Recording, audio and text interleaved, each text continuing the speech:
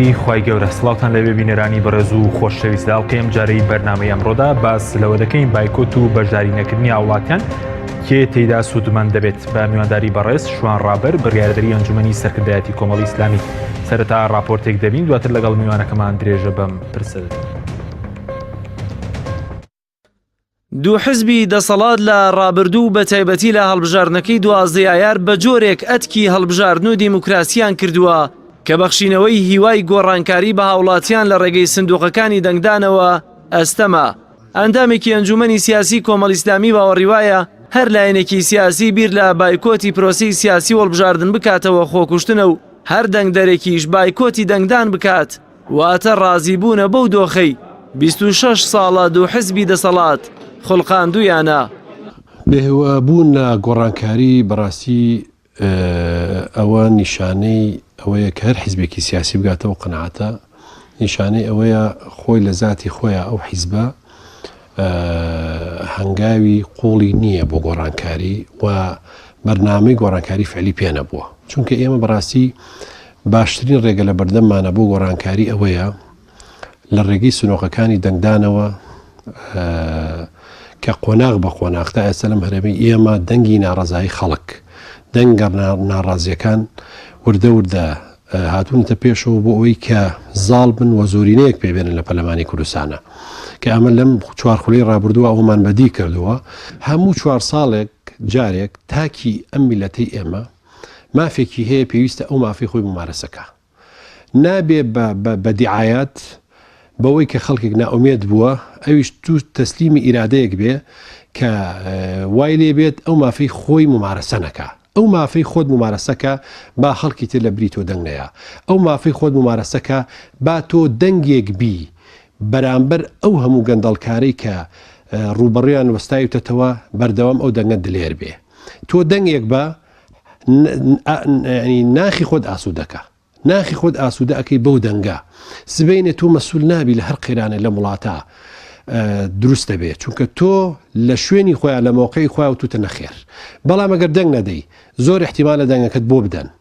واتە لە جێی تۆ کەسێکە چێت دەنگەداتەوە بۆ گەندەڵکارانە بۆ خەڵکی ئەم وڵاتیان بەم هەموو قەیرانە بردووە.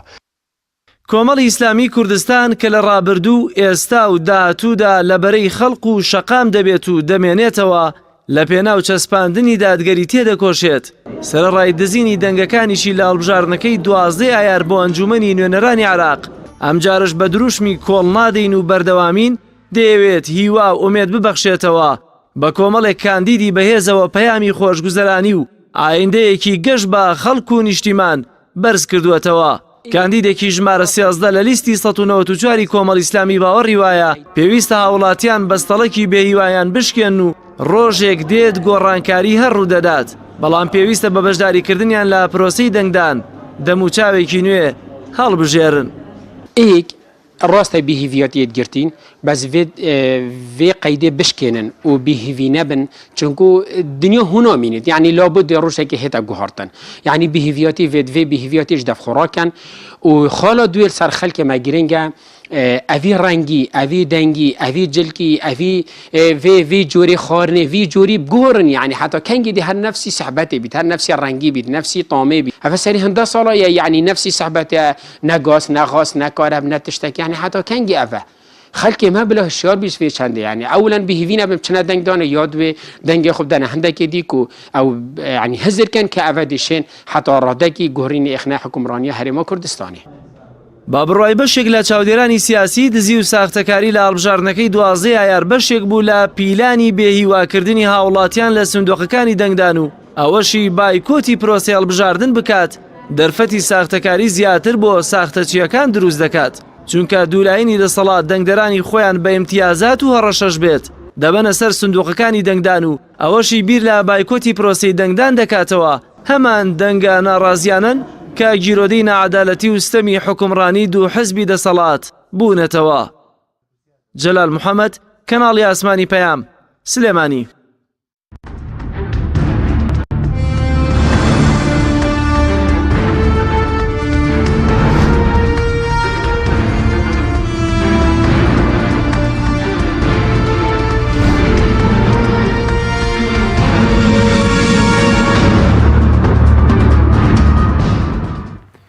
جارێکی تر سڵاوتان لەبێت بەڕێزان کاک شوان بەخێر بن سوپاس بۆ ئامادەبوونتان. ئێمە لە بەردەم هەڵبژاردننی پەرلەمانی کوردستانن ئێوەکو کۆمەڵی ئیسلامی وەکو لایەنێکی بەشدار لە هەڵبژاردنەکە چی چاوەڕانێکتان لە خەڵکی کوردستانەیە؟ بەڵێ سەرەتا بەناوی خوای گەورە و میهرەبان زۆر سوپاستان دەکەم بۆ جەنابەت بۆ بەرنامەی ئەمڕۆ. بە تەئکید پرسیارێکی لە جێجێ خۆیەتی کە بپرسێ ئایا کۆمەڵی ئیسلامی چاوەڕوانی لە خەڵکە. ئێمە کۆمەڵێک چاوەڕوانیمان لە خەڵکە یەک چاوەڕوانیمان لە خەڵکی هەرێمی کوردستانە ئەم جارە باشتر لە جاران دەبار و دۆخی سیاسی و دەسەڵات بگەن و پەن لە ڕابردوو وەربگرن. ئەو شێوازە حکومڕانیەی کە ساڵەهای ساڵە لایەنە دەسەڵاتدارەکانی هەرێمی کوردستان لە هەرێمی کوردستان پیادە و پەیڕەوی دەکەن و قۆڕخیان کردووە بە شێوەیەکی زۆر خراپ ئیستیخدام و ئیستیغلالی دەکەن. یعنی بە تایبەتیش بۆ چەند کەسێک یا بۆ چەند حزبێک پێمان باشە کە بەڕاستی چاوەڕێ ئەوە دەکەن کە خەڵک پەن وەربگری کە خەڵک تێبگا و هەروەها خەڵک بەشداری لە دەنگدام کە ئەگەر خەڵک ڕاستە لە دەسەڵات ناڕازیە ئەگەر ڕاستە خەڵک بێزارە دەیانەوێ گۆڕانکاری و وەرچەرخان و داهێنانی تر و چاکسازی بکرێ بەوە دەکرێت کە بە تێکڕا بچنە سەر سندوقەکانی دەنگدان ئەزمونیان لەگەڵ چه حزبێکە کە لە پرۆژەکانی خۆیان لە مەشاریعەکانی خۆیان بە تایبەتیش لە مشارەکەیان لە حکوومەت و لە پەرلەمان خزمەتیان بە کۆمەڵانی خەرکی کوردستان کردووە. خەڵکی نەزیهن دەستپاکن چاکن خزمەت گوزارن پێویستە دەنگ بەو خەڵکانە بەو حزبانە بدەن بە پێچەوانەوە هەرچی کاری خراپە ستەما نادادگەریە فەرق و جیاوازیە ناشایستەیە گەندەڵی سیاسی مەسەلەن بڵێن ئابووری تەنانەت جڤاچی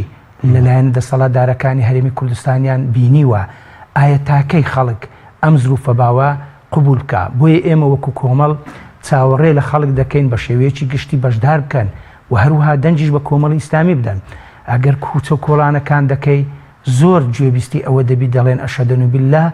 مووقیفی کۆمەڵ ثابتە جێگیرە زۆر کۆڵ نەدەرە زۆر بەردەوامە زۆر نەبەردانەیە. یعنی فعلا وایە کاک حەکیمی بەڕێز کۆمەڵی ئیسلامی لە پێناوی ئەو هەڵوێستانە باج داوە ئەگەر مەبەستی بەرگریکردن نەبی لە خەڵکی هەرێمی کوردستان ئەویش لە تاتەرازوی دەسەڵاتدا دەبی ئەویش بەهرەمەند دەبی لە پۆستەکان لە ئاستەکان لە سەروەت و سامان لە دارایی. بەڵام ئایا ئەو نەهجەچی هەڵی بژاردووە هەم لە ڕوانگەی دینەوە هەم لە ڕوانگەی ژین و نیشتیمان پەروەریەوە بە تایبەتی ئێمە کۆمەڵ ئیسلامی کە بانگراوە دێکی چەکداریمان هەیە لە هەشتاکان لە دەرێ بووین شان بەشانی هێزی پێشمەرگەی کوردستان جەنگاوین بەرامبەر ڕژێمێکی دیکتاتۆر لە ڕۆژێکی ڕشتێمان کۆشاوە بۆ بەدیهێنانی ڕۆژێکی ڕووناک کە ئەویش سربەخۆیە ئازادیە مافی مرۆڤ بە مافی هاوڵاتی بوونە. بەڵام زۆر بەداخەوە تەماشە دەکەی خەڵکێکی زۆر لە هەموو حیزبەکان بە تایبەتی خەڵکێکی کۆمەڵی ئیسلامی ئەمڕۆ مەحروم و بێبەشە چەوساوەیە یەکێتی پارتی لەگەڵ دروشمەکانی شاخیان ڕاست نەکرد شۆڕشیان بە خەڵک کرد قوربانیان بە خەڵکدا. بەڵام ئێستا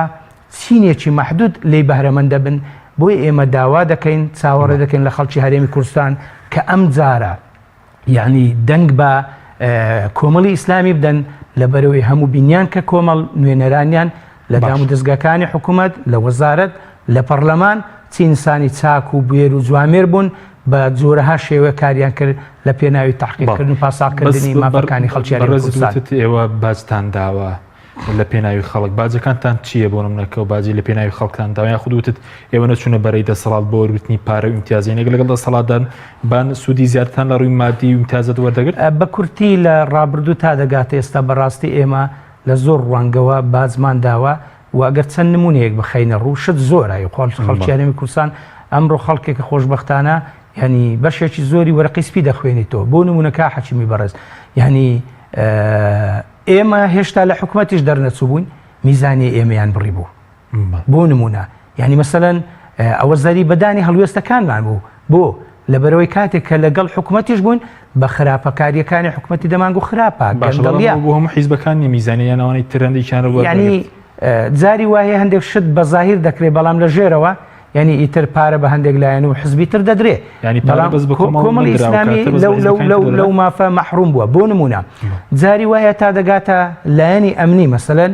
ینی زەختی زۆر لە کۆمەڵ دەکرێت مەترسی بۆ دروست دەکرێت سیناریۆ بۆ دروست دەکرێت ناوی دەستڕێندرێ یعنی ئەو مەسائلانە بۆ چیە بۆ زەخت و فشارە لە کۆمەڵی ئیسلامی بۆ لە بەرەوەی کۆمەڵی ئیسلامی خاوەن هەڵوێستا نەچۆتە بەرەی یعنی دەسەڵات کە ینی تەئیدی گەندەڵکاری بکە و سەری دانەواندووە و سەر بەخۆیە دەیانەوێ ینی ئیتر جۆرێک لە فشاری پێ بکەن لێ بکەن بەڵام خەڵکی هەرێمی کوردستان بینیان کە کۆمەڵی ئیسلامی چەند کۆڵ نەدەرە چەند بەردەوامە چەند خۆراگرە لەو سۆنگێوەش ئەم دروشمانەی لەوە چی بکەوە چوبانە پاڵ دەسەڵات ئیمتیازی زیاترتان بەدەست دێنە بە تەکید شتێکی واریدە یعنی ئێمە حتا ئێستاش لایەزال یعنی ڕۆژانە داوامان لێ دەکەن هەوڵی ئەوە دەدەن کە لەگەڵ دەسەڵات بین لەگەڵ دەسەڵات موئەید و متەفیق بین بۆ لەو پێناوەدا بە تەکید ئاست پۆست پارەپول سەروەت و سامان ئیمتیازە زۆر شتمان پێ دەدەن ینی ئەو شتێکی زۆر واریدە بەعکسەوە کاتێک کە گەمارۆمان دەخەنە سەر کاتێک کە لە زۆر شت بێ بەشمان دەکەن هەر لە پێناوی ئەوەیە کە هەڵوێستمان بەم شێوەیە ینی ئەگەر کۆمەڵی ئیسلامی مەبەستی مافی شخص و ئیمتیازاتی شخص و حزب باە بۆ ئێمە وا باش بوو ینی بیحەزافیری هاتە ئیدی دەسەڵاتمان بکردبایە بەڵام ڕوانگە دینیەکەوە کە حزبێکی ئیسلامین ئێمە دەڵێن ینی ئیسلام دژی زوڵمە و هەروەها لە ڕوانگەی ژیانیشەوە کە شۆڕشەکان دژی دیکتاتۆریە دروست دەبن ئێمە کات خۆی دژی دیکتاتۆری سەددام دروست بوون کە چیمیا بارانی کردین جینۆسایدی کردین مەسەلەن بڵێن کوشتار گشتی کردین ئێستا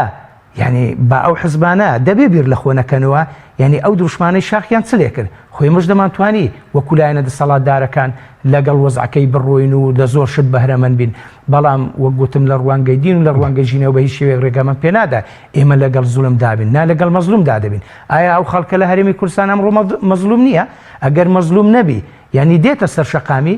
بڕواب کە کاک حەکیمی بەڕێز یعنی ئەو خەڵکە ئەگەر ئێستا یعنی لەلایەن دەسەڵات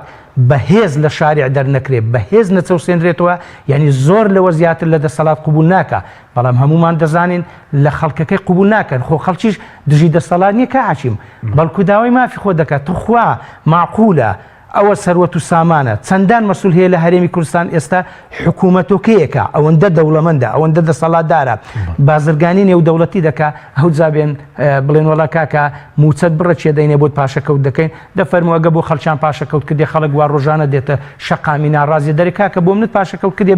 بماندۆ بۆ نادەنەوە یعنی ئایا سەر و سیمای هەژاری و نەداری بە دەسەڵاتدارانی هەرێمی کوردستان بە حکوومەت وە دیارە نەخر بەس بە خەڵکەکەەوە دیارە لە سۆنگەی چ لە سۆنگەی ئەوە یعنی دەسەڵاتی هەرێمی کوردستان حکومڕانیەکی زۆر خراپی خەڵک دەکا خەڵکی چەوساندیتەوە دەسەڵاتە خەڵکی هەژاروندار کردیا دەسەڵاتە یعنی خەڵکی بەرەو کۆمەڵێک ینی کۆسپوتەگەرە و ئاستەنگ بردیا بەڵام خۆشیان هایلایف دەژن ژیانێکی زۆر خۆشگوزاران دەبەسەر کەواتە لە بەرامبەریشدا زاڵم هەیە لە کوردستان بێگومان ئەوە زوڵمە عملیەکە یعنی عملیەکە کردارەکە زوڵمە کە دەسەڵات لە خەڵکی دەکاتن ئەوە زوڵمە یعنی ئەوە نادادگەریە ئەو فەرق و جیاوازیە خۆ خەڵکی هەرێمی کوردستان بە شێوەیەکی گشتی بەشداری ڕاپەڕێنین و هەتوویەکی کرد لەوانەیە جاری وهەیە خانەوادەیەک پێشمەرگەیەکی لە چیابی پێشمەرگەکە نەکوژدابێ ڕێزم بۆ پێشمەرگە کە خۆم پێشمەرگە بوویمە کە خۆم لە هەشتاکانەوە پێشمەرگە بوویمە بەشداری ڕاپەڕین و شەڕەکانی کۆڕێ و کۆ شەڕەکانی مەسەن پردێ و کەرکک و ئەوانەمان کاتی خۆ کردووە لەوانەیە پێشمەرگە شەهید نەبیبی عایلەی وهەیە لە ناو شاری لەبەرەوەی لە ڕژەم ڕاپەڕیوە دوو کەسی شەهید بووە یعنی جا مەبەستمەوێ خەڵک بە شێوەیەکی گشتی بەشداری کرد کاک حەکیم یعنی دەزانی خەڵکی هەرێمی کوردستان لەسە ئەو شۆڕشانە چی بەسەرات شەرف و کەرامەت و ناموسی چوو تووشی کارەسات بوو جینۆساید بوو چیمیا باران بوو گیرا ئەنفال کرا هەموو شتەشی لەگەڵ کرا ئەوە حەقە وە خەڵکی دەدەنەوە ئەشهەدەنە بالله ئەگەر حکومەتی هەرێمی کوردستان فەقیربی فەقیری بەسەر و سیمای مەسئولەکانەوە دیاربی با خەڵک قبولی بکە بەلای خەڵکەوە ئاسایە بەس تەماشە دەکەین کاکە یعنی مەسەرەن ئەو گروپە ئاڵێن ئەو شارە ئەو گروپە مەسەن هیچیە هیفلانە مەسئولە بڕوا بکە بازرگانێکی ناتوانانی بازرگانی ئازاد کاتن ئەگەر لەگەر دەسەڵاتدارەکان شەریک نەبی بەو شێوەیە خەڵک دەچەوسێنەوە بەو شێوەیە فەرق و جیاوازی دەکەن بەو شێوەیە بازرگانی بە خەڵکەوە دەکەن کۆمەڵی ئیسلامی لە سۆنگەی ئەوە خیتابی بووە یعنی بەرگری لە خەڵک کردی ئەو شتانەی گوتیە دەسەڵاتیش پێی ناخۆش بووە بایکۆتی کردی و گەمارۆی خستێتە سەر کۆمەڵی ئیسلامی و مەسەلەن سیناریۆی بۆ دروست کردی و فشاری لێ کردی و بەڵام خۆشبەختانە کۆمەڵی ئیسلامی یعنی کۆڵی نەداوە باشە بەس ڕەنگە خەڵک پرسیارەوە کە بۆچی مەسەلەن خەڵک دەنگداد بێەوە لەبەر چۆ کارێک مەسەرەن دەنگدەری کۆمەڵی ئیسلامی هەڵ ببژێرێ لایەنەکانی تر هەڵ نەبژێرێت وڵا بە کورتی لە زمری قسەکانی ڕابردوم تا ڕادێک هەندێک شتم باس کرد لەبەرەوەی کۆمەڵی ئیسلامی لە سەردەمی شاخ خاوەنی ینی چەکدار بووە خاوەنی خەباتە خوێنە شۆڕشە واتە بە خوێن کە پیرۆستترین ینی بەشی ئینسانە ینی خەباتی کردووە لە سەردەمی حکومڕانی هەرێمی کوردستانیش کاتێک کە ئێمە بەشداری کۆمەڵێک واجباتی ینی گەل و نیشتیمانمان کردووە بۆ نمونە کاتێک کە بەشداری حکوومەت و پەرلەمانمان کردووە خەڵک بەڕاستی هەڵوێستەکانی ئێمەی بینیوە لەستا هەڵوێستەکانمان بەم شێوە بووە وەزەری بەشمان داوە و لە هەمان کاتدا نوێنەرەکانیشمان لە دام و دەستگاکانی حکوومەت لە پەرلەمان خۆشبەختانە هەمیشە داکۆچی کاری سەرسەخت بوون لە مافی خەڵک و هەروەها بەرگریان لە خەڵک کردووە و هەروەها نوێنەری چاک باش بوێر دەستپاک کۆڵنەدەر بووینە یعنی کە خەڵک ئەو شتەی لە کۆمەڵی ئیسلامی دیتە مەفروض نیە ئایا دەنجی پێ بدە با مەفروضە دەنگ بە خەڵکێکی وەکی کۆمەڵی ئیسلامی بدە ئەگەر جارێکی تر دووبارە ینی لایەنە دەسەڵاتدارەکان لە هەرێمی کوردستان هەموو جارێ لە هەڵبژاردنەکان بڵانسیان دانەبەزی نەکەون دەبێ ینی پرسیار لە خەڵک بکرێ بۆ ینی ئەگەر چی بەشێکی تەزویر بی بەڵام هەموو شار تەزویر نییە ینی ئەو ستەمەی لایەنە دەسەڵاتدارەکان لە هەرێمی کوردستان لە خەڵک دەکەن لە هەندێک شوێنی دنیابی میلەت قەت قبولی ناکاتن بەڵام لێرە کە قبول دەکرێت خەڵک نیشتیمان پەروەرە خەڵک نیشتیمان پەروەرە خەڵک مخلیسە خەڵک دڵسۆزە بەڵام زۆر بەداخەوە لایەنە دەسەڵاتدارەکان تا ئێستا وەکو پێویست ئەو حەقیقەتە درک پێ ناکەن و حەقی خۆ و میلەت نادەن و ڕێزی میلەت ناگرن ئەگەر ناشەدەن و بالله میلەتێکی چاکمان هەیە میلەتێکی دڵسۆزمان هەیە ینی داوای مافی خۆی دەکات دەسەڵات لێ قبول ناکە خۆوان نەیان گوتێ کاکە ینی وەرن لەو گۆڕی مەسەلەن برێن تەشقەڵە بە حکوومەت بگرن حکوومەت تەشقەڵە بە خەڵک کوردستان لە وێزگی 4 ساڵی ڕابردوودا ئێوەی تاقی کردوتەوە لەو تاقیکردنەوەی خەڵک سەرکەوتو بوون کە جارێکی تر خەڵک متمانەتان پێ بکاتەوە کاک حەکیم ئێمە زۆر بە بەژن و باڵای خۆماندا هەڵ نارێن چکە وەکو تێگەیشتمان بۆ ئیسلام زۆر پێمان خۆش نییە بەس کار و چالاکی و زم و زۆڵ و هەڵوێستەکانی کۆمەڵی ئیسلامی لە کۆمەڵێک کەرت و کەناڵەوە لەبەر چاوی خەڵکە خەڵک مەدعوسەنایەکی باشی کۆمەڵ دەکا کۆمەڵ متوانەیەکی باشی لە لای جەماوەرهێناوە بەڵام لەوانەیە هەندێک ئەسباب بکە ینی دەبێنی دەنجی زۆری پێنەدرێ فەهمی خەڵک مەسەڵەن زاری وایە دەڵێن کاکە ینی لەوانەیە ئەگەر لایەنێکی ئیسلامی دەرچی وڵاتان قبولی نەکەن ئەوە نمونەیە کە دەیهێنمەوە بۆ نمونە کۆمەڵێک لەو شتانە ئەگەر نا با خەڵک بەراوردکە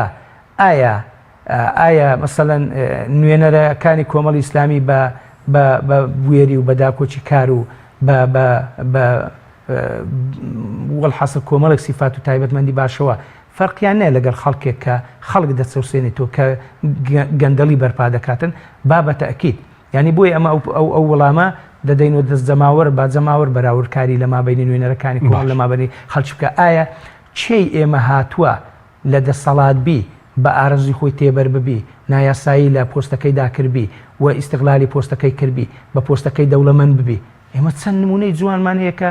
وەزیرە پەرلەمانتارە لەوانەیە کە پارەی وەرگرتبی ینی چوبی مەشاریعی خەیری پێکردبی مەشاریعی خێرخوازی پێکردبی هاوکاری فەقیر و هەژاری پێکردبی خو ناڵێم ئەگە 100% نەبی بەڵام بە نسبەیەکی زۆر ینی خەڵک ئیستیفادەی لێ کردووە شێت بینیوە لەسەر حسابی دەسەڵات vێڵای کرابی ببێتە بازرگانێکی نێو دەوڵەتی و دەوڵەمەند ببی خۆ ئەوانش حەقی خۆیانە ئەگەر زۆرێک لە تەمەتع بکەن و زۆرێک لە بە ڕەفاهیەت بژن بەڵام خەڵک باش دەبینی ینی مەسەڵەن نوێنەرەکانی کۆمەڵی ئیسلامی کە چۆن بووینە باش ئێوە بە دیاریکراویتان دەوێت بۆ هاوڵاتیانی هەرێمی کوردستان نیتانەوێت چی بکەن بۆ خەڵک گەر متمانەی زیاترتان پێ بدەن وڵای ئێمە تەبعاً بەرنامەیەکی سیاسیمان هەیە بۆ هەڵبژاردن کە لە کۆمەڵێک کەرت و ڕۆ پێکاتووە کە باس لە کۆمەڵێک ڕۆوە دەکات بەڵام کۆمەڵێک چەمەکە من بە خێرا دەیخەمە ڕوو کە مەقاسید و مەطالیبی کۆمەڵی ئیسلامی لە بەشداریکردن لە پرۆسەی سیاسی وەکو هەڵبژاردن بۆ ینی پێشوەچوونی بەرەو دەسەڵات ینی ئەوەیە کە بەڕاستی لە خەمی خەڵک داین ینی لە پێناو خەڵک دروست بووین دەمانێت لە پێناو خەڵک بژین دەمانەوەی خەڵک خۆشبەخت بی خۆشنود بی خۆشگوزار بی ئاسایش بەرپابی ینی حاڵەتی زیواچی و کۆمەڵایەتی خەڵک زۆر باشبی دادگەری لە نێو کۆمەلگا بەرپابی خەڵک ئازاد بی خەڵک هەز بە کەسایەتی معنەوی خۆی بکاتن ینی ئەم چەمکانە ئێمە دەمانەوێت بە دییان بێنین تەنانەت یاسا سالاریش یاسا سالاری دوشمێکە زۆر جار لایەنە دەسەڵاتدارەکان لە هەرێمی کوردستان باسی دەکەن بەڵام بەداخەوە بەکردا خۆیان شەق دە مەحکەمە و دەدادگا هەڵدەدەن لە من مەپرسا بڕۆ لە مەحاکیم و دادگاکان بپرسا بزانە چەند زار حاکم و دادگا هەیە یعنی موهانە جاری وایە مەسەلەن دەوری شوێنێک دەگیرێ کابرایەکی زۆر تاوانبارە یعنی لەوانەیە جاری وایە تەسلیم ناکرێت لە مەحکەمە قوتار دەکرێت بە خەڵک بزانی یاسا بۆ خەڵکی هەژار و نەدار و بێکەس و بێ پشتپەنایە ئیدی ئێمە دەمانەوێت کۆمەڵێک لەوانە کە ئازادی و مافی مرۆڤ و هاوڵاتی بوون و مواتەنێ و حقوقی ئینسانە و ئەوانە بەرپای سپاس دەکەم ناوبڕێکمانێت وە تەگرێن بۆ لای بەڕست بەڵێ بینەرانی بەڕست ناوبڕێک و دەگەڕێنەوە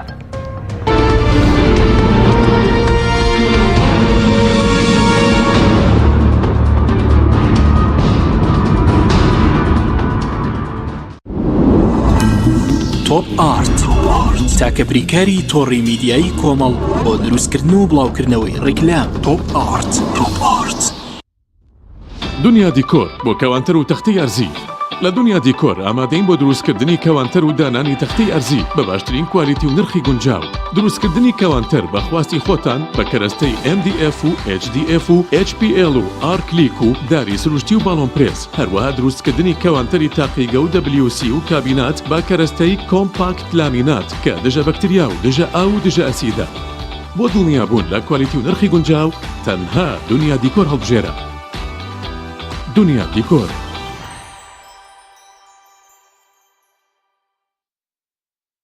فانسینێت خێراترین هێڵی ئینتەرنێت بە داوڵۆندی بێسنوور ئێستا لە خزمەت کڕیارەندایە فانسینێت جۆرەها کارتی پڕکردنەوەی بۆ ئامادە کردوون کە سەرجەمیان داوڵۆندیان بێسنوورە بۆ ماڵ و شوێنە گشتیەکان کارتی 9000 دیناری بۆ ماوەی 1 هەفتە کارتی 7000 دیناری بۆ ماوەی 15 ڕۆژ کارتی 30000 دیناری بۆ ماوەی مانگێک کارتی 40000 دیناری بۆ ماوەی مانگێک و بە خێرایی زیاتر کە تایبەتە بە یاری ئۆنلاین هێڵی فانسینێت لە ڕێگەی ئامێرێکی تایبەت کە لە سەربان دادەنرێت وەردەگیرێت و لە ڕێگەی گێنەرێک بۆ ئامێری بڵاوکردنەوە لە ناو ماڵەکەت یان شوێنی کارەکەت کاری پێدەکرێت ژمارەی تەلەفۆن 0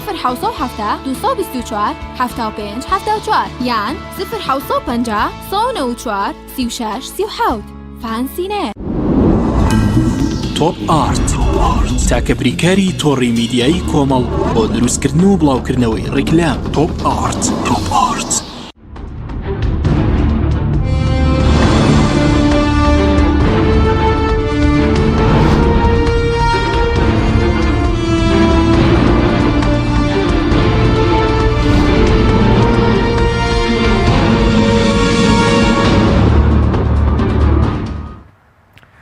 دارێکی تر سڵاوتان لەبێت بەڕێزان کاک شوان سەبارەت بە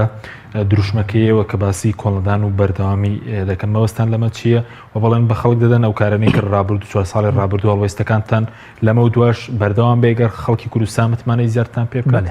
خۆی کۆمەڵی ئیسلامی لە هەڵبژاردننی ئەمجارە دوو دروشمی سەرەکی هەڵبژاردووە دوو چەمک ئەویش کۆڵنەدان و بەردەوام بوونە ئەوە بە دیراست بووە بە مەرام و مەبەست بووە و لە پێناو چشە بە تاکید ئێمە لە ڕوانگەی دین و ژینەوە وا دەزانین کە خەبات و شۆڕش و بەرخودان پڕە لە کۆسپوتەگەرە و ئاستەنگ بۆ نمونە پێغەمبەر سەڵات سەلامی خوای لەسەر بێ دەفەرمێ حفەتی الجەنەت بالمەکاری و حفەتی النار بالشهوات هەر کەسێک کە بەڕاستی کار و خەباتکە کۆمەڵێک کۆسپوتەگەرە و ئاستەنجی دێنە پێش ئێمە دەمانەوێ بە خەڵک برین بە دەسەڵاتی هەرێمی کوردستان بڵین وامەزانن ئێمە بەو کۆسپوتەگەرە و ئاستەنگانەی دەمانهینە پێش بە بایکۆتکردنمان بە گەمارۆدانمان بە سیناریۆ بۆ دروستکردنمان بە فشار لێکردنمان بە تەزویر لەگەڵداکردنمان بە چۆک دادەین کۆڵ دەدەین بەڵکو نەهجی ئێمە ڕێبازی ئێمە لە خەبات بەردەوام بوونە دەیمومەتە ئیستیمڕاریەتە و هەروەها کۆڵنەدانە چونکە شۆڕش و خەبات کۆمەڵێک وەسائیل و شێوازی جیاجیای هەیە و کۆمەڵی قۆناغی جیاجیاشی هەیە یعنی هەندێک قۆناغان زۆر سەخت و دژوارن دەبێ بەرخودانیان بکەین دەبێ بیان بڕین ئەوەش بە چ دەکرێت بە بەردەوام بوون بە کۆڵنەدان بۆیە ئێمە دروشمان ئەوێ بە خەڵک بڵین یعنی بە دەسەڵاتی هەرێمی کوردستانیش برێن کە ئێمە بە چۆکدانین لە خەباتی خۆمان لە هەڵوێستەکانی خۆمان لە شاکارەکانی خۆمان بەردەوام دەبین وە کۆڵ نادەین بەڵێ زۆر باشە بەس سەبارەت بە دروشمی لایەنەکانی تر بۆ نمونە لایەنێکی و پارتی دروشمی کوردستانێکی بەهێزی بەرز کردەوە سەرنج چی لە سەرم دروشمان دواتر قسە لەسەر دروشمی لایەنەکانی تریش دەکەین مەسلەی کوردستانێکی بەهێز مستەڵحێک کە ئێستا لە میدیاکانی ئیثارە دەکرێت دەوروشێندرێ ئەوە کاک حەچیم دەمێکە ئەمریکا لە تەسریحی وەزارەتی دەرەوەی خۆی باسی کرد کە ئێمە لەگەڵ عێراقێکی یەکگرت و کوردستانێکی بەهێزداین بۆ ئەوەی پەیامێک بە کورد و بە عێراقدا پەیامەکەش ئەوەیە کە ئێمە لەگەڵ ئەوە دانین کە ئێوە سەربەخۆ بن ئەی کوردستان سەربەخۆ بن و جیا ببنەوە لەگەڵ عێراقێکی یەکگرت و داین بەڵام عێراق ئاگاداریش بە ئێمە لەگەڵەوە داینەکە کوردستان یعنی تا ڕادێک بەهێز بی ئەوە باشمەکانی کوردستانێکی بێزیان لە ناو نەبردووە بۆ نمونە لە دەمەوێت بۆ جەنابەت ساڵەگەر بۆمانشی بۆ جەنابەت عەفوان باسکەم یەک یعنی بەڕاستی ئەم دروشمە لە دوای چی هات لە دوای ڕیفراندۆم هات لە دوای پەیامێکی کردداری و ڕیالیستی هات کە عێراق وڵاتانی دەرودراوسێت تەنانەت ئەو دۆستانەی ئەوروپا و خۆرئاواش ساڵهای ساڵ بوو ئێمە ئیحتیزازمان پێیان دەکرد پێیان سەلماندین کە ئەوان بەرژەوەندی خۆیان لە سەروی هەموو شتێکە بۆ نمونە ئێمە خەڵکی هەرێمی کوردستان کاتێک کە ڕیفراندۆمان ئەنجامدا خەڵک وا تێدەگەیشت ئەوە بە هەویە و بە پشت و پەنای وڵاتێکی وەکو ئەمریکایە هەرچەنداوان حەقەتەن بەڕاستی ئینزاریان داینە هۆشداریان داینێکە ئێمە لەگەڵ دانیم یعنی ئێمە دەمێکە بە هەویای ئەوە ئیشمان دەکرد بەرەو سەر بەخۆی ئەوانە دەڕۆیشتین بەڵام ئێستا دوای ئەوەی کە ڕیفراندۆمان ئەنجامدا ئەمریکا پێش ینی دەسەڵاتی هەرێمی کوردستان دەڵێ کاکە ئێمە با کوردستانێک بی ئاوا مەسەلەن برێن بەهێز بەڵام لەگەڵ ئینفیسالی دانین جوابەکەی جەوهەریم ئەوەیە چێ دەستی دەسەڵاتی هەرێمی کوردستانی گرتووە کە کوردستانێکی بەهێزمان هەبی کە کوردستانێکی سەربەخۆمان هەبی ئەوان پێدوای لە ناویان بردون ئەوان بوونەتەمای ئەوەی کە کوردستان زەعیف بی ئەوان بوونەتەمای ئەوەی کە کوردستان سەربەخۆ نەبی 27 ساڵە حتا ڕۆژی ڕیفراندۆمیش کۆمەڵێک وڵات تەعامولێکی واقعی وەکو حکومەتیان لەگەڵ ئێمە دەکرد هەر وەزیرێک ڕئیس وزەرایەک هاتبا بەغدا داتە لای ئێمەش ئەوان بەو حکومە خراپەی حکومڕانی خراپەی کە لە هەرێمی کوردستان کردیانە پڕ بووە لە کۆمەڵێک مەشاکیل و گەندەڵی لە هەموو ڕوێکەوە یعنی بەڕاستی وایان کردووە ئەوان بنەماکانی کوردستانی بەهێز و کوردستانی سەربەخۆ لە بین ببەن خۆیان جارێکی تر ڕادستی باوەشی میری بکەنەوە ئەوە تەجروبەی شاخمان لەگەڵیان هەیە کە چەندان جار ینی چ جۆرە ینی شەڕ و براکوژی و ئاش بەتاڵی و ینی مفاوەزاتیان دەکرد دەچون لەگەڵ یەک شەڕیان دەکرد لە حسابی ئەوەی تا حکومەت گفتوگویان لەگەڵ بکە هەندێک لە حیزبەکان هەتا درەنگ هەر بڕوان بە ئۆتۆنۆمی و بە حکومی زاتیش نەبوو ینی نەک بە مافی چارە خۆنووسین و سەربەخۆی بەزەگەر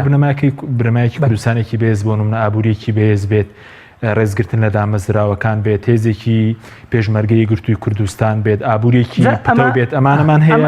یان دەسەڵاتداران لە ناویان بردوون ئەمانە پرسیارێکی ترە وەڵامێکی تری دەوێت کە ئەگەر باس لەوە بکەین بنەماکانی کوردستانێکی بەهێز یا دەوڵەتی سەربەخۆ بۆ نمونە بە تایبەتی باسی کوردستانێکی بەهێز دەکەین بێگومان لە ڕووی سیاسی و یاسایی و کۆمەڵایەتی و ئەمنی و سەربازی ینی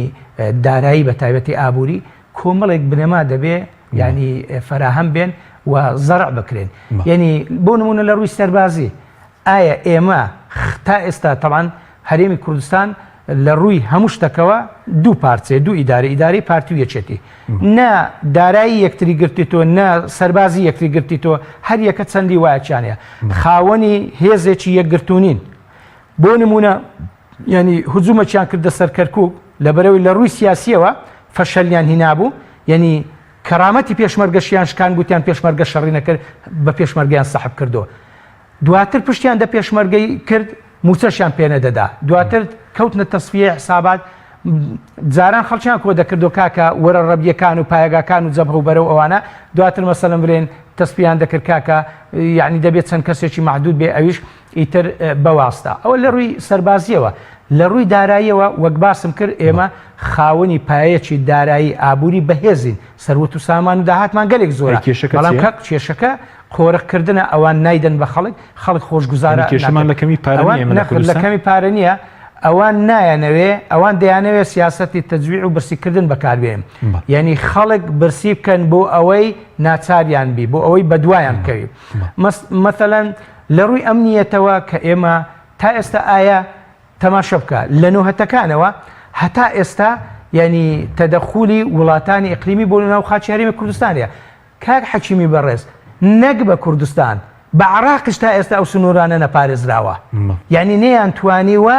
یعنی لە تەدەخولی وڵاتانی ئیقلیمی بپارێزن لە ڕووی ئەمنیەتەوە یعنی نازانم یعنی چ بەنەمایەکێ باسی چ دەکەن سیاست بە حکمت دەکرێت بە حینکەت دەکرێت بە هەڵەشەی ناکرێ بەوە ناکرێت کە حساب بۆ کەس نەکەین و قیمەتی کەس نەزانین یعنی تەماشە دەکەیت باشە بەس بە کورتی پێ دوای ئەوانە بنەمای کوردستانێکی بەهێزیانە ناو بردووە بە حکومڕانی 27 ساڵە بە تەکید پێش ریفراندۆم وەکو پێویست بنەمای سربەخۆبوون و کوردستانێکی بەهێز نەبوو دوای ریفراندۆم لە کاتێکدا کە سەدا پەنجاویەکی خاچی هەرێمی کوردستان لە دەست دەدەین دیبلۆماسیەتی نێودەوڵەتیمان زۆر لە پاشەکشەدا دەبی خەڵک لێمان ناڕازیە تەعامولمان لەگە ناکەن دەچین و باوەشی حکوومەت دەڵێن کاکە هەر دەبێت لە باوەشی حکوومەت بن ئاوە تەعامولتان لەگە دەکەین بە تاکید ئێستا بنەماکانمان زۆر زیاتر لە دەستداوە وێران کردو بەڵ ئەی سەوارت بەوەی کێتی باسی بۆ منە هەلی کار خزمەت ئارامی نسرتان لەسەراوانە چی ینی کاوەڵی حکومڕان بوونە لە پارتی مەسەلەن هەلی کاریش وەکو کوردستانێکی بەهێز مستەڵحێکی زۆر جوانە بە نەزەری بەڵام بوو نمونەیمە دەپرسین ینی ئایا هەلی کار ینی بە قسە دەکرێت یا بەکردار دەکرێت نەخێر لە ڕابردوو ئایا کە حکوومەتیان لە بەردەستی بۆ تا ئێستا بۆ هەلی کاریان بۆ خەڵک نەڕەخساندووە ڕاستە هەلی کاریان بۆ خەڵکی ڕەخساندووە بەڵام بۆ چێ بۆ ئەندامانی خۆیان زیاتر بۆ هەوادارانی خۆیان لەسەر حسابی ینی ئینتیمای حزبی خەڵک دامەزراوە و تەسکیە کراوە یعنی تا ئێستاش خەڵکی زۆر خوێندەوار و ڕۆشنبیر و شەهادەدار دەناڵێنی بەدەست تەسکیە حزبی بۆ نمونە کەفاەتێکی زۆر باشی هەیە دەتوانێت ببێتە مامۆستایەکی زانکۆ دەتوانێت داهێنان بکە بەڵام لەبەرەوەی پارتی نێو یەکێتی نیە ینی لێ قبول ناکرێت کاک حەکیم ئایا ڕەوایە کۆمەڵی ئیسلامی لە نێو مامۆستانی زانکۆ دەنگێکی زۆر بینی لە مەداریسەکان بە هەمان شێوە تا ئێستا ینی مدیری مەکتەبێک لە غەیری پارتی و یەکێتی هی کۆمەڵ نەبی هی یەکگرتو نەبی بەدەر نەبی لەوانە بۆ نمونە ئایا مەسەلەن ئێمە عەمیدێکی کولیەمان نەبی لە کاتێکدا کە بەشداری شۆڕشی شاخمان کردووە دزوری تاریخی و چەکداریمان هەیە یعنی هەموو جمگەکانی هەرێمی کوردستانیان قۆرق کردووە یعنی باسی مافی مرۆڤ و ئازادی و یاسا سالاری و ئەو چەمکانش دەکەن بەڵام هەردووەسینە کێسەش باسی خزمەت بکرێ بۆ لەم قۆناغە باسی خزمەت بکرێت بەێ ئەوان باسی خزمەتیش دەکەن بۆ نمونە ئێتەمان ئەوان باسی خزمەتیش دەکەن بەڵام خۆ کەس دەستی ئەوانی نەگرتووە با خزمەت بکەن خزمەت ئێستا تەماشە دەکەی لە هەندێک شوێنان لە سلێمانی و لە هەولێر بە هەندێک شوێنان دادەی ینی جۆرە جم و جۆڵەکی تێدایە 4 ساڵ مەشاریعی ڕدەگرن لە کاتێک کە هەڵبژاردن ئەنجام دەدرێ ینی مەشروعەکەی دەکەن و بۆ نمونە جاری وهەیە مەکتەب تعتیل دەبی سێ مانگ مەکتەب نابی قوتابخانە نابی یعنی هیچ کاری تێدا ناکەن کاتێک کە مەسەلەن هەڵبژاردنە یا کاتی کە دەوامبوو نەوێت تا قوتابی ببینن دەینێر نۆمارێ ئەو وەختەی ئەو ڕۆژانە مەسەر سبۆغێکی بەسیتی دەکەن وێڕای ئەوەی هیچ پرۆژەیەک نییە لە هەرێمی کوردستان بە سەلامەتی لە بەردەستی بەرپرسە باڵاکان قوتاریبی هەمووی نانی پێوە دەخورێ هەمووی یعنی دەکرێتە تەندەر و دەدرێتە دەستی ئەوان و بازرگانی پێوە دەکەن ینی مەشروعەک غەریبە ئەگەر وەکو خۆی مەسەلەن برێن بە سەلامەتی قوتاری بی ینی کەس دەستی ئەوانی نەگرتێ با خزمەت کرد کە خزمەتێکیان کردبی وەکو هەلی کار دەڵێم ئەشەدەن و بیلا خزمەتیان بە خەڵکێکی خزمەتیان بە خەڵکێکی خۆیان کردووە خزمەتیان بە هەندێک مەناتی قۆوانە کردووە بەڵام من لە کوردستان ژیاوم لە ڕابرد و چەندان گوند و دێهات و ناوچە هەیە شەڕەف و کەرامەت و ناموسی لەسەر شۆرشەکانی کورچوو کەر و گوێ درێژ و وڵاغەکانی ماندووبوون ئافرەتەکانی ماندووبوون خەڵک ژوورێکی هەبوو بۆ ماڵ و مناڵی خۆی پێشمەرگەی لە ژوورەکەی خۆی دەحەواندەوە مەسەلەن لە منتیقێکی مەحدوری ئیداری بوو بە چێوەکان بە چیایەکاندا ئەرزاقی قوتار دەکرد دەیهینا ئەو منتیقانە دەبوایە ئەویش بەشێکی بدا بە هێزی پێشمەرگەی کوردستان یعنی بەڵام ئەوە وەفای بەرپرسە باڵاکانە کاتێک کە لە ئینتیفازەی گەڕانیەوە کەسمان خاوەنی سیارەیەک نەبووین هەموو کورتگوتنی قۆندەرەی لاستیقمان لەبەر بوو شەڵوار و جلی بە پەڕۆمان لەبەر بوو زۆر جا ئەو تانە و تەشەرەمان لێ دەدرێت بەس کاک حەکیم ئەوە بۆ پێشمەرگە بۆ هەندێک حزب سەروەریە شەڕەفە بەڵام بە شەرتێک ینی ئیلتیزاممان بە ڕابردوومان کردبان نەک لەسەر خوێنی خەڵک لەسەر حسابی خەڵک بین ئەمڕۆ ببینە حکومەت و دەوڵەمەند بین ئەگەر شۆڕشمان بۆ خوا کردووە بۆ خەڵک کردووە ئەوە دەبێ زۆر تەبیعیبی بەبێ مقابل با ئێمەش خاوەن ژیانێک بین بەڵام وانەبی لەسەر حسابی خوێنی خەڵک بژین ئەگەر بۆ خۆشمان کردووە بەڵام هەندێک لە خەڵک دەرکەوت کە شۆڕشیان بۆ خۆیان کردووە بەڵێ کاتمان کەمەوە سەبارەت بەوەی کەکەوتە پێ دوای هەمان بەڵێنەکانی ساڵانی ڕابردوون کە بە خەڵک دەدرێنەوە بەڵێنانەی کە هەردوو حیزبی دەسەڵاتدار بە خەڵک دەیدەوەیە وەڵاهیم پێم وایە ینی خەڵک دەبێ پەنوەربگری بە تەئکید ینی ئەو بنیشتە زۆر گوێتراتەوە و خەڵک زۆری بینیوە پێش هەڵبژارنەکان دەهۆڵی کوردایەتی و نەتەوەگەری گەرم دەکەن بۆی هەر خەڵک ببنە سەر سندوقەکان و ینی مەرامی خۆیان پێ تاقیب بکەن بەڵام دواتر پشتی تێدەکەن دەشبینیەوە ئەو جارش بە هەردوو حزبیان دەنگێک بێنەوە کورسی دەسەڵات وەربگرنەوە بزانم چ گۆڕانکاریە دەکەن واز لە گەندەڵی دێنێن نەخر واز لە گەندەڵی ناینێن باش بەس سەبارەت بە مەسەلەی بەشداری هاوڵاتیان مەسەلەن کۆمەڵی خەڵک نیگەران بێ بۆنم پێ دوایە بەشداری نەکردن چارەسەر یاخود وا باشە کە بەشدار بن بۆی کە گۆڕانکاری دروست بێ یاخود بەشداری نەکردن لە خزمەتی کێدایە لایەنە دەسەڵاتدارەکان کۆمەڵک ڕێگا و شێواز دەگرنە بەر بۆی خەڵک بێتاقەتکەن زوێرکەن بەشداری لە مەسەلەن هەڵبژاردنەکان نەکەن بۆ چونکە دەزانن خەڵکانێک کە هی خۆیانە بە قسەی خۆیانە لەوانەیە بەشداری بکە خەڵکێک کە بەشداری ناکە بەشداری بکە دەنگ بە لایەنە معارزەکان دەداتن بایکۆت حەل نییە بایکۆت بەدیل نییە بەڵکو بایکۆتکردن یعنی خزمەت بەوان دەکا بۆ نمونە یعنی لەوانەیە ئەو خەڵکی کە ناچی لە دژیوان دەنگ بدا ئەگەر بچی و بە هەمان شێوە لەوانەیە تەزویریشی تێدا بکەن بە ئارزی خۆیان تەلاعوب بە دەنگانە بکەن بۆیە بەڕاستی ئەگەر خەڵک لەوان بێزارە دەیانەوە گۆڕانکاری و چاکسازی بکرێ با بچنە سەر سندوقەکانی دەنگدان لەوێ لە پەنای سندوق یعنی ئیسپاتی ئەوە بکەن کە دەیانەوێت گۆڕانکاری بکرێ و تۆڵیان لێوەربگرنەوە دەنجیان لە دژ بدەن باش ئەنی پێ دوای زۆرتیم بەشداری سەختەکاریش کەم دەکاتەوە گەر خەڵک زۆر بەشدار بێت بەتەکید چەند ینی خەڵک باشتر بەشداری بکە حقایقەکان زیاتر بە دەردەکەوی و هەروە ینی ڕێژەی تەزویر کەم دەبێتەوە ئەگەر کەم بەشداری بکە ئەوان یاری پێدەکەن دەستکاری تێدا ینی پێ دوای ئێستا گەر هاوڵاتی کەم بۆ نمونە بەشداری بکات تەمەنیم حکومڕانیە درێژ دەبێتەوە گەندەڵی بەردەوام دەبێت دزی بەردەوام بەتەکید جا بۆ بەشداری نەکەکە حچین با خەڵک لە 1950 بچی بەشداری بکە ئەوەی دەنگ دەداتە پارتیەکێکیش با دەنگ بداتەوە ئەس دەکەی با لە 1970 دەنجام داتێ بەڵام بە شەرتێک بەبێت تەزویر بەڵام لایەنە دەسەڵاتدارەکان باش دەزانن ینی خەڵک بەو شێوەی دەنگ بەوان نادا ئەوان بووە دائیمەن یەک لە ڕێگاکان پەنادەبەنە بەر تەزویر و ئیتیفاقیش دەکەن لەسەرەوەی کە تەزویرێکی بڵین منەظەم کەن و هەردوو چیشیان کۆک بن لەسەری و بێدەنجش بن وەکو جاریتر لە ڕابردوو بینیمان بۆ چونکە لە گۆڕانکاری دەترسان ئەو جارش دەترسێن لە گۆڕانکاری